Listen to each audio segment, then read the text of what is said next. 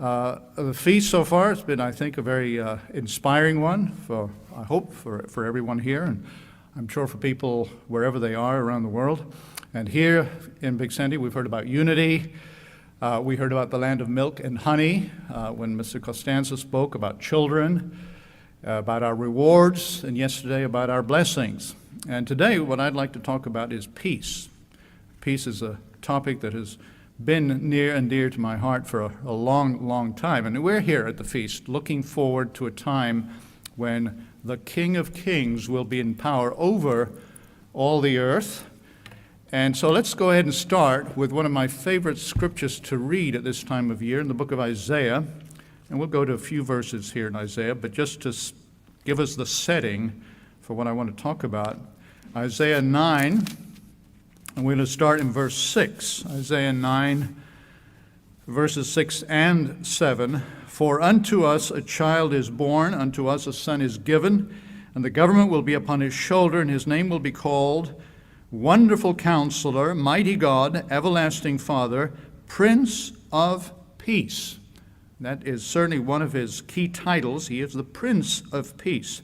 And verse 7, of the increase of his government and peace there will be no end, upon the throne of David and over his kingdom, to order it and establish it with judgment and justice from that time forward, even forever.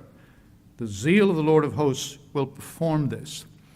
And so of the increase of his government and peace, there shall be no end. And so you see this concept of God's rule and peace that results from God's rule, righteousness and peace leading to joy, as we read in Romans 14:17 the other day. There shall be no end. Peace will start out small and then grow. Let's go a couple of chapters into Isaiah 11. We've heard this scripture already at the feast, Isaiah 11, verse 9, where we read, they shall not hurt nor destroy in all my holy mountain, which is, of course, a definition of peace. They shall not hurt nor destroy all my holy mountain, for the earth shall be full of the knowledge of the Lord as the waters cover the sea. And we understand that this will be a process that will take place. And then one final scripture in Isaiah, let's go to the beginning, Isaiah 2. Isaiah 2, another one of those favorite verses that we like to read at the feast. Isaiah 2, that whole section at the beginning, but I'll just read verse 4. He shall judge between the nations, he shall rebuke many people, they shall beat their swords into plowshares and their spears into pruning hooks. So weapons of war will be converted into tools of peace. Nation shall not lift up sword against nation, and neither shall they learn war anymore. And that'll be replaced with learning about peace. A few years ago, I read a book by a man called John Paul Lederach. And Lederach is a Mennonite. And for those of you familiar with the Mennonites is one of the historic peace churches. They're pacifists. They don't believe in war. They advocate pacifism and nonviolence. And this has been the case for centuries already with Mennonites and others like them. But what I hadn't been aware of until I read his book was that there are actually university graduate programs that you can take in peace studies. You can study about peace. You know, and I thought, when I read that, I thought, now wouldn't that have been something really impressive had we perhaps done that at Ambassador, maybe offered a program in peace studies? Because so often people will say, well, peace is just the absence of war. Well, it's far more than that. Peace has to be built, has to be constructed, has to be produced. As I say, I hadn't been aware that there was a field of academic study. This author, Lederach, he wrote a book, the one that I read, talking about building peace. That's in the title. And he's the professor of international peace building. That's his title. At Notre Dame, University of Notre Dame, so a highly respected institution. And his book was about building peace. And I want to emphasize that he talks about building peace. It takes work in the same way that building any kind of edifice Any kind of structure requires work, it requires knowledge, it requires tools, it requires equipment, it requires a whole set of items to make sure that the building ends up being the structure that you want it to be, beautiful and purposeful. And so I think we can learn from those who work at building peace now, even before the return of Christ. And I've mentioned this several times, so some of you know what I'm going to say, but I used to think, and I still do, that going back to whenever I started reading a magazine called The Plain Truth, some of you may be familiar with that, back in my case, I think the mid-60s, the publications did a great job in analyzing world events. They had a news bureau, and they had people traveling to different places, and they would keep tabs on everything that was going on around the world. And so they would do an excellent job in analyzing world events. And they'd analyze the problems, and they'd point out issues that existed. And they do that in great detail, and they do it very effectively. And then, of course, as you drew to the end of the article, and you're kind of thinking, or at least I was thinking, okay, we've seen the problem, you've explained the problem very well. Now what do we do? What happens now? The answer was invariably, don't worry about it, it'll be fixed in the world tomorrow. And so for me personally, it was kind of like you're left hanging. You're thinking, okay, but what about in the meantime? Because now, of course, maybe back in the late 60s, we're thinking, well, the world tomorrow is going to be here in a few years, right? 75, so we don't have long to wait. It'll all be fixed soon. But of course, 1975 is what? 46 years ago, right? I mean, what is the average population of, the average age in the United States today? What is anybody? I mean, I'm guessing it's around 37.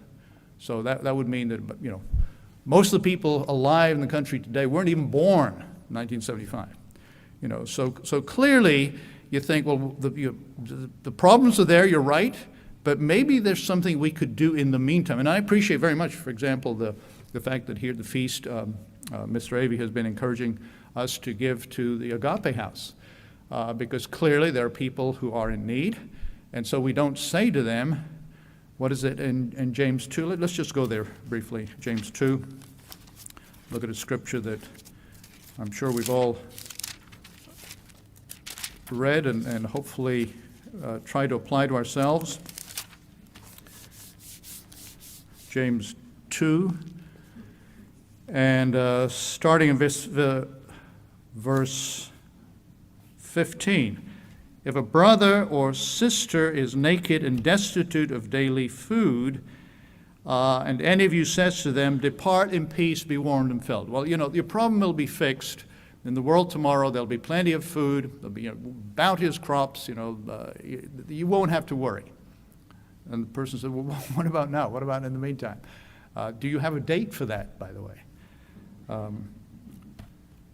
What is the Guinness Book of World Records record for going without food and drink? Anybody know? I haven't checked. I'm thinking it's maybe about 60 days. Human beings can last maybe about 2 months, and then, of course, you're pretty much laid up in bed and can't do very much. But you need something now. If you say, depart in peace, be warmed and filled, but you do not give them the things which are needed for the body, what does it profit? And here he's talking about faith. You have faith, but you have to have works too. You have to be doing something. And I think we were great with understanding faith and understanding the solutions, but perhaps we could have done more. And as I said, maybe even had a course in how do we build peace now. Human beings, that's all of us here, were made to have relationships. We read back in Genesis when God made man, he said, it is not good for the man, meaning human beings, to be alone. Ecclesiastes, which is a book that is very often read, particularly in the Jewish community during the Feast of Tabernacles, said, it's not good to be alone. You have to, somebody falls, somebody helps them up. Threefold cord is not easily broken. So we were made, we need relationships.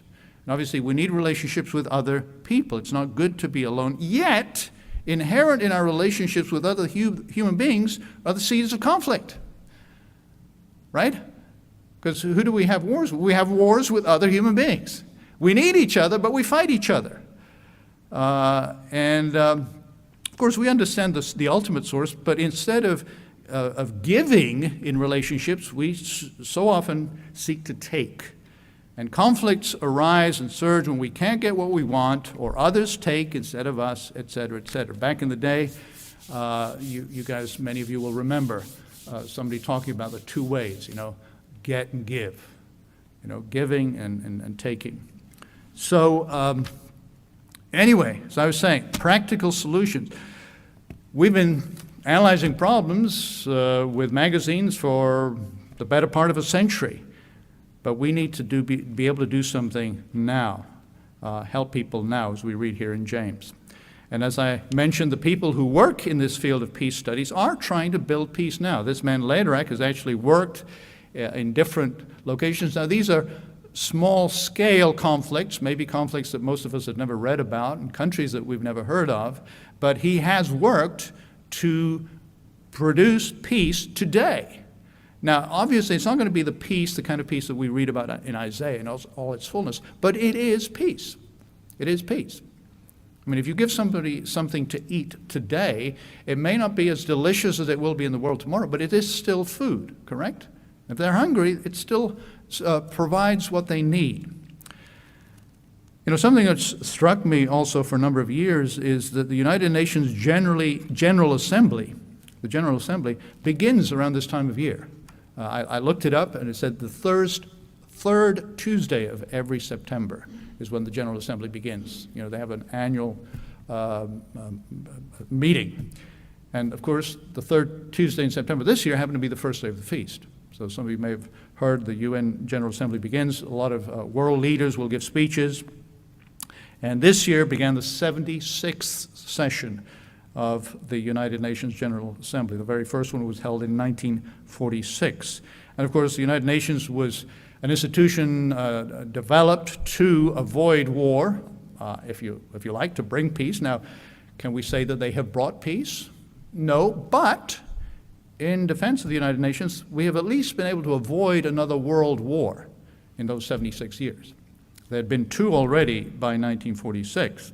So for all its flaws and faults, which are many, at least we have been able to avoid a world war to date in those 76 years. So they have done some things in that direction.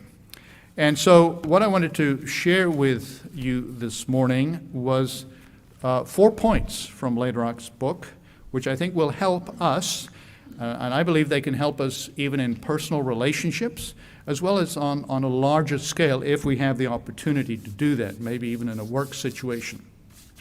And before I mention the 4 points, I think I should emphasize his title talks about moral vision, that if you want peace, you need vision. You need to be able to see beyond the harshness, the painful reality of the present conflict. So you have to be able to see beyond that. And so his very first point is envisage a future which includes your enemy. Envisage a future which includes your enemy. So as you look ahead, and of course, again, he's dealing with situations, maybe small island nations, and you're feuding. Now, if you say, well, the conflict is between me and this other group, and if this other group didn't exist, there would be no conflict. But that's not going to happen. The other group is not going to cease to exist. And therefore, since they are going to continue to exist, and you are going to continue to exist, if you want peace, you have to be able to, in your imagination even, picture a time when you and the other group both exist, coexist. You have to be able to do that. If you can't do that, you're not even getting to first base. But you have to be able to do that. So make the effort to imagine yourself in a relationship or a web of relationships with your enemy. Now, for those of you who are thinking, well, I don't have any enemies. Okay, I'll just mention one word: politics. All right. Now, think of someone that you might disagree with ardently in the political arena. And I'll mention another word: religion. Now, think of somebody else that you might disagree with earnestly in the field of religion. And so, sometimes that word enemy, we think of perhaps a war situation. We think of World War II and so on. But sometimes an enemy can be someone that you completely and totally disagree with. So can you envisage a future which includes your enemy? Not destroyed, not eliminated, but still there. So that's the very first step, so using vision. Okay, the second step, don't fall into a simple dualistic or binary understanding of the options. Now that sounds a little complex, but it means don't think of it as an either-or situation, with us or against us, black and white. We tend to do that. When there is conflict, and this can be personal conflict in our homes, in our marriages, in our families, or in the church, we tend to think, I, or my group, I am in the right. Or if I am not in the right 100%, I am in the right 90%. Okay, if you insist 80%, but no less. I'm 80% in the right. You, on the other hand, are 80 or 90 or 100% in the wrong. And we tend to do that. And so his second point is don't fall into that trap. Don't fall into the trap of assigning blame, apportioning blame. Well, you're more to blame than I am. We do that, though. I mean, don't we? We're not going to have a show of hands, but I know I certainly do that. When I've had arguments or discussions or conflicts, in my mind I'm thinking, well, okay, you may have a point there, but I'm still mostly right. And it's difficult, it really is, and which is why building peace is such a challenge. Right, so don't fall into that trap of making it black and white, either or, and so on. Number 3, continuing with that theme of vision, take a leap, he says, of moral imagination. To use the cliche, think outside the box. Don't think of things that everybody else has thought of. You might say, don't keep doing the same old things expecting a different outcome. Because if you do things that you've done before and just keep doing them, it's going to stay the same. And so be willing to accept complexity. Be willing to accept paradox in these things. Seek to understand the other, those who don't understand you. Maybe you're thinking, well, they should understand me. Well, they should. But maybe you take the first step and seek to understand them. You break through that way. This is creative. This is an art, as he calls it. I'm reminded of the Gordian knot. You remember the legend of, this was in Phrygia. Phrygia was a province next to Galatia in Asia Minor.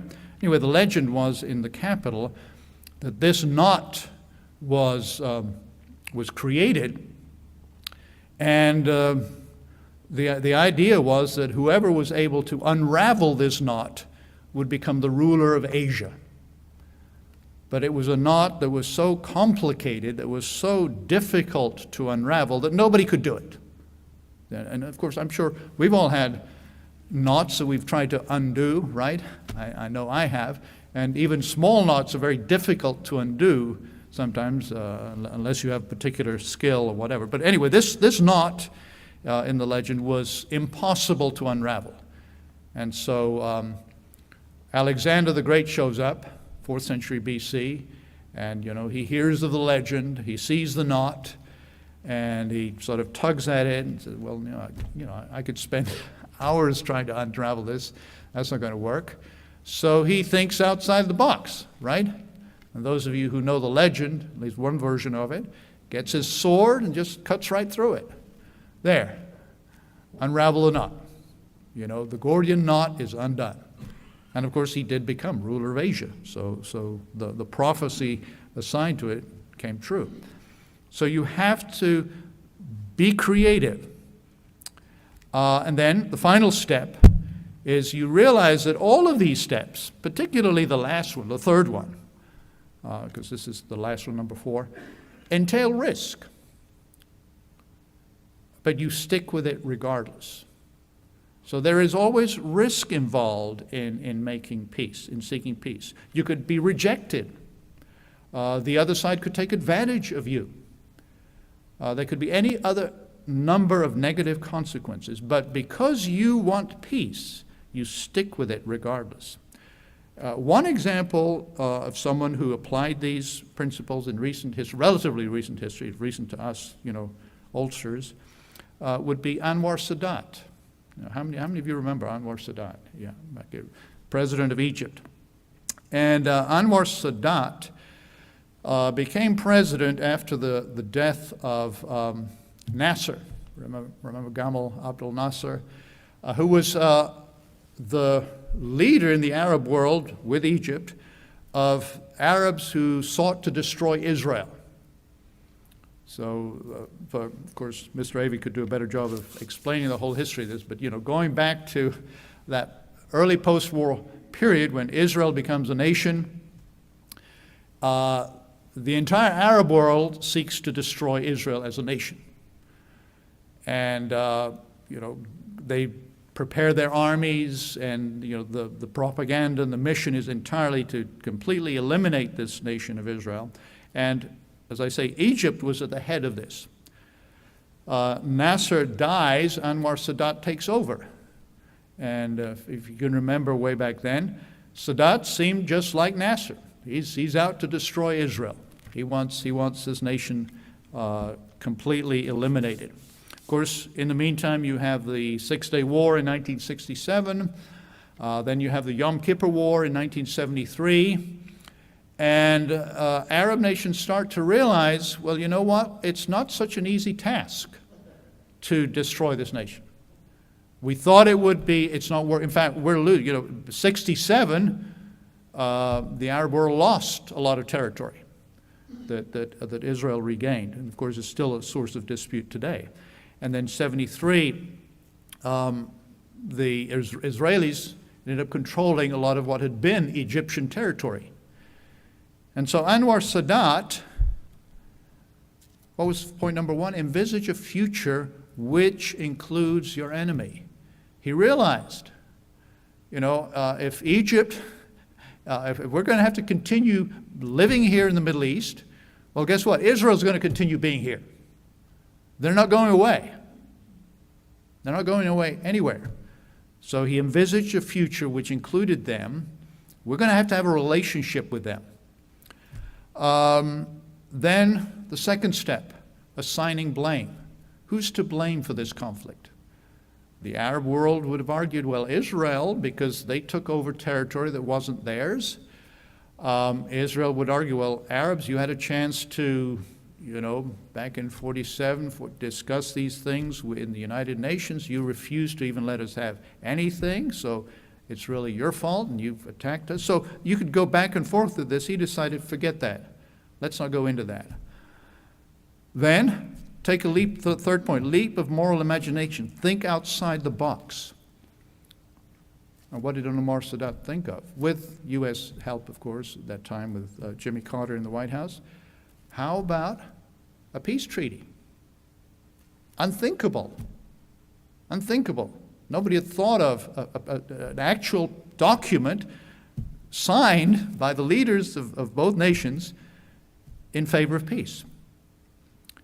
And then the fourth point entails risk, but you stick with it regardless. What was the risk for Anwar Sadat? That he would be assassinated, which is what ended up happening. He was assassinated because of that. But he'd already, carried out the peace treaty, and it has stuck to this day. For all the ups and downs of their relationship, Israel and Egypt have maintained that peace treaty. Here we are, close to 50 years on. So that is a clear example of someone who followed those steps. Another person that comes to mind 30 years earlier was Mahatma Gandhi. who also sought peace between Hindus and Muslims. And it's interesting that in both these examples that come to my mind, religion has a lot to do with it. In the case of Egypt, it's Muslim Egypt versus Jewish Israel. In the case of Mahatma Gandhi, it's Hindu India, predominantly Hindu, and Muslim Pakistan. And Gandhi again was assassinated because he sought to have a peaceful relationship between Hindus and Muslims. But what about their application to us? The first point, envisage a future which includes your enemy. Jesus set the example. He died for us, Romans tells us, while we were yet enemies. Jesus could envisage a future where we and he and the Father were together. It included a relationship with us. And there are other scriptures I could go to, but because of time, I don't want to do that. The Jews of Jesus' day had difficulty envisioning a future that included Samaritans. The Samaritans lived in the same area, but they couldn't see a future with them, or with Gentiles, or women as full and equal partners. Yet Jesus could. He told the Samaritan woman that God sought believers who would transcend the division over whether Jerusalem or Gerizim was the correct place to worship. And they do it by worshiping him in spirit and in truth. And Paul made that point crystal clear in Galatians 3, where he says there's neither Jew nor Greek, male nor female. All those divisions have been transcended. The divisions that create enmity have been transcended.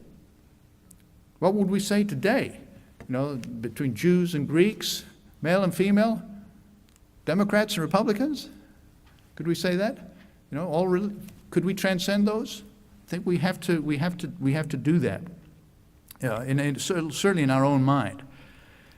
Look at the hundreds of churches of God. I've said this before, large and small. Do any of them try to envisage a future with other groups? Now, I'm not going to name groups because if I did that, I would offend some people here and maybe some people who are listening. But I could, and I'm tempted to. But there are definitely some groups who cannot envisage a future with other Church of God groups because they are the only ones. They're the only ones who are right. They fall into that second trap, that we're right, everybody else is wrong. And that's one of the problems, by the way, the interpretations of the churches in Revelation 2 and 3 of successive church eras. Because guess what? Everybody wants to be Philadelphia. Everybody says, that's us. Everybody else is one of the other groups, bad groups.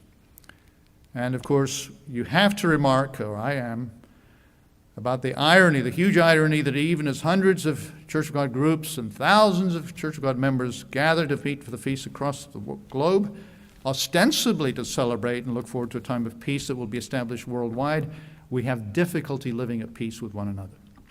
And we waste precious time and scarce resources disparaging one another and duplicating efforts. And James talks about that. If you're in James, let's just go briefly to James 4, verses 1 and 2. James 4, 1 and 2. Where do wars and fights come from among you? Do they not come from your desires for pleasure that war in your members? And of course, you think that your desires are right. You lust and do not have. You murder and covet and cannot obtain. You fight and war, yet you do not have because you do not ask. Now, if you say, well, I don't murder, well, Jesus said that hate in our hearts is tantamount to murder. What is going on in our minds and in our hearts? How do you refer to those with whom you disagree, whether it's religiously or in any other area? Do you use nasty, vulgar, demeaning language? Or do you consider them? Can you see a future where they are God's children too? We have to be careful about what we say. Verse 11, James 4. Do not speak evil of one another, brethren. He who speaks evil of a brother and judges his brother speaks evil of the law and judges the law. But if you judge the law, you're not a doer of the law, but a judge. But there is only one lawgiver who is able to save and to destroy. So who are you to judge one another? We have to be careful about how we talk about others that we disagree with whom we have conflict, because words are powerful. Words are powerful. Jesus is called the Word. At the beginning, in creation, you read through Genesis 1, it says, God said, God uttered words, and creation came about. So words are very powerful. James 3, let's go back to James 3. In verse 2, we all stumble in many things. If anyone does not stumble in word, he is a perfect man, able also to bridle the whole body. And then goes on to talk about the tongue, the words that we utter. And he says, verse 9, with the tongue, we bless our God and Father, and with it we curse men who have been made in the similitude of God. And we have difficulty envisioning our enemies, in a future, in a relationship with them in the future. And this ties in to, let's go to the end of this chapter, chapter 3, verses 16 through 18. Where envy and self-seeking exist, confusion, every evil thing will be there. But the wisdom from above is first pure, then peaceable, seeking peace, gentle, willing to yield, full of mercy and good fruits, without partiality and without hypocrisy. And the fruit of righteousness is sown in peace by those who make peace. And this leads us to the second point about not falling into that dualistic, binary understanding, either or, and so on, apportioning blame and so on. Because you know what? We all have huge blind spots. All of us do. I'm not going to have time to turn there, but the parable in Luke 18 of the Pharisee and the publican at prayer in the temple. The Pharisee, of course, very impressed with himself because he fasted twice in the week and he gave tithes of all he possessed and does everything just right, but completely blind to any flaw that he had, whereas the publican saw rightly that he was a flawed man. The same in the parable in Matthew 18, the two debtors, the one who is forgiven this huge debt and is extremely grateful at the moment, but then is unwilling to forgive someone who owes him much less and cannot see the contradiction.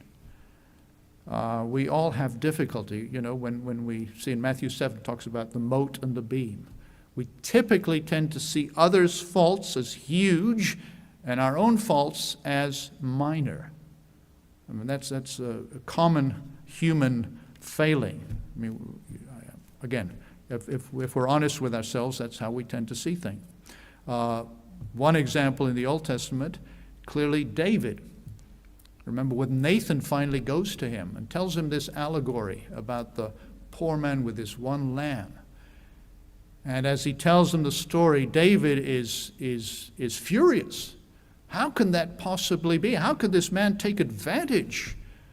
How could this powerful man take advantage of a poor man like that? And Nathan tells him, that's you. Clearly he had this blind spot. He did not see himself. And that's true of all of us. That even as we apportion blame, we have the old joke about as you point one finger at someone else, the others are pointing back at you. And there's a lot of truth to that. So we realize we all have to forgive. The Bible is full of paradoxes. It tells us that a man's enemies will be those of his own household.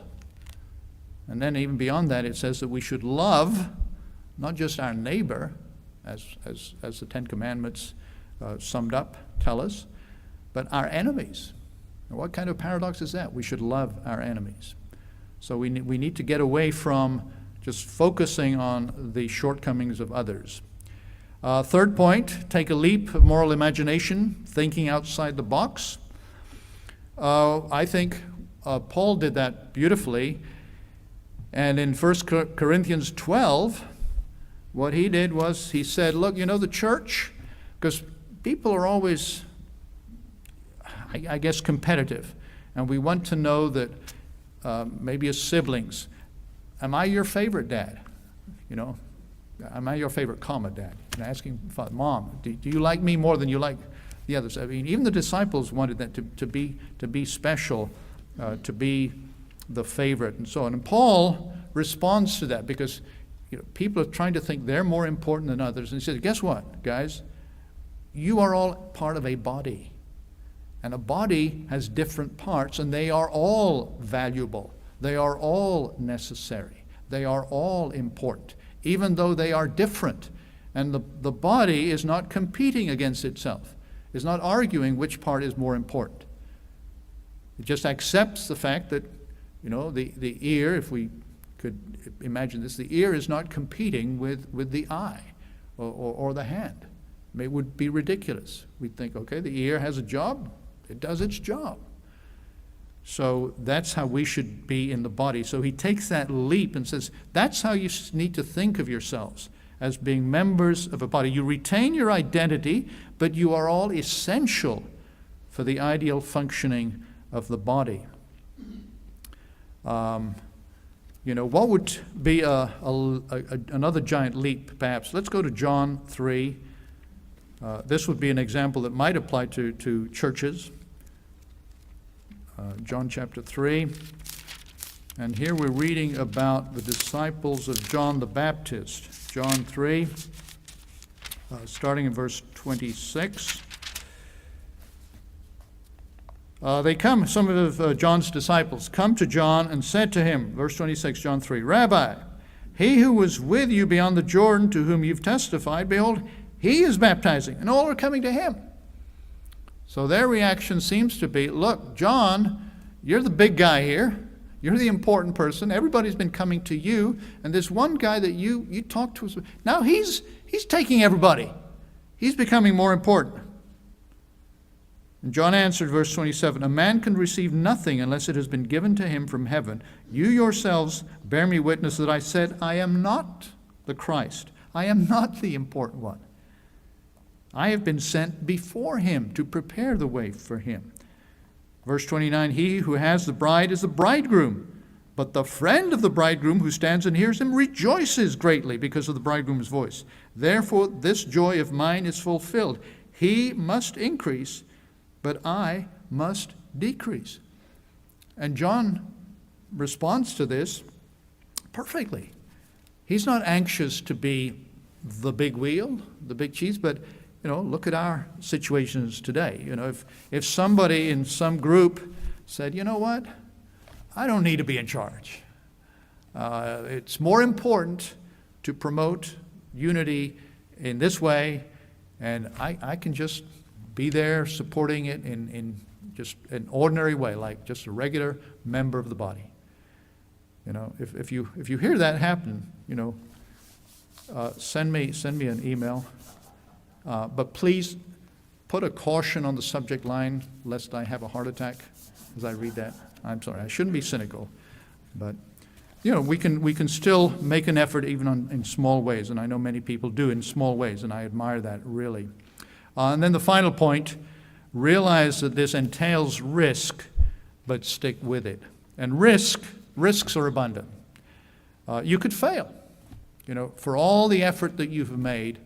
Whether it's in relationships, in your family, at home, wherever, or in a church setting, you could be called names. People say, oh, you're just Laodicean. Oh, you're liberal. You're satanic. You're demonic. You're lukewarm. All of those labels. But they're worth it, because remember that Jesus, who is our Lord and Savior, is the Prince of Peace. We read at the beginning, of the increase of his government and of peace, there shall be no end.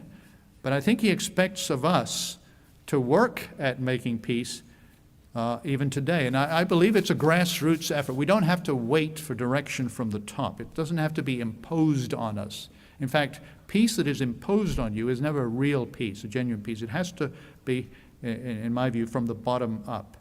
And we don't have to wait to be told what to do, because the Spirit is leading us. Now, I realize that most of us today are not in the peacemaking business. We're not going to be like Lederach, working to promote peace, even though I'm sure many of us would be able to do a good job. But how about just peacemaking in the Church of God community, in the church, in the ecclesia, and applying it to every area of our lives? Let's go to Romans 10 as we close. Romans 10. And as we reflect on how essential peace is to the message of the feast, Romans 10, and this is quoting, of course, from Isaiah. Verse 15, as it is written, how beautiful are the feet of those who preach the gospel of peace, who bring glad tidings of good things. Those who preach this good news of peace. And they preach it not just by their word, but by their example, by living it out now, and by teaching others by that example. So let's go out during and after this feast and continuing thereafter, building and sowing for an abundant harvest of peace, a peace of whose increase there will ultimately be no end.